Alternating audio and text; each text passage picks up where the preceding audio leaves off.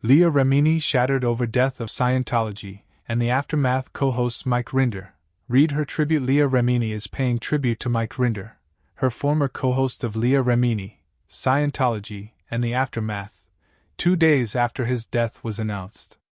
Rinder's wife, Christy Colbran, announced his death on Sunday, January 5th, via Instagram.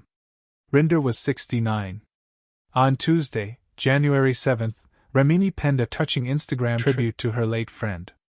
On Sunday, we lost a giant, and I lost a man who was more than a friend, he was family.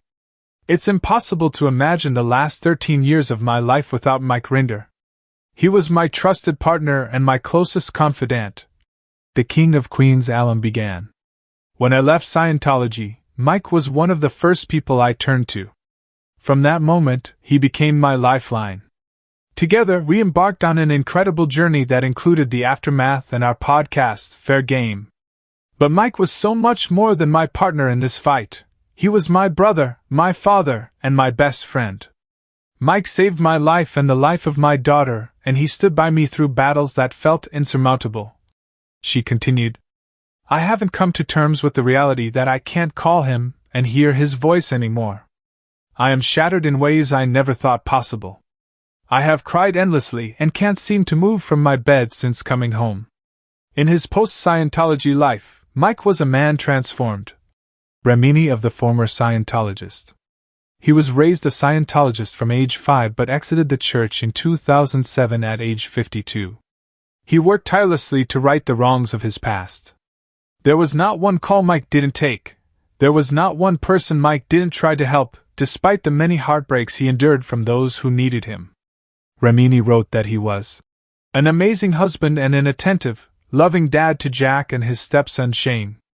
The actress noted that one of the many heartbreaks Mike suffered was the absence of his older kids who disconnected from him due to Scientology's cruel policies after he courageously escaped its abuse. In her tribute, she noted that one of his wishes was to encourage support for his 12-year-old son Jack's college fund and thoughts and prayers for his family. They've lost a husband and dad whose love knew no bounds, and I've lost someone whose presence in my life was irreplaceable. She concluded, Mikey, I will miss you every day, and I just don't know how to do it without you. Before Rinder's death, Remini visited him at his Florida home for the holiday season. At the time, she posted a series of photos alongside her friend and his family. She credited Rinder's wife for showing a strength and grace that is a wonder to behold.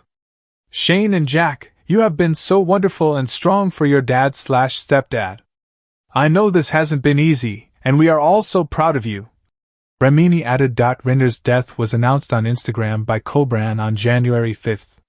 She also included her husband's last words as per Mike's wishes, which were also shared in a blog post titled Farewell, published on his website that day.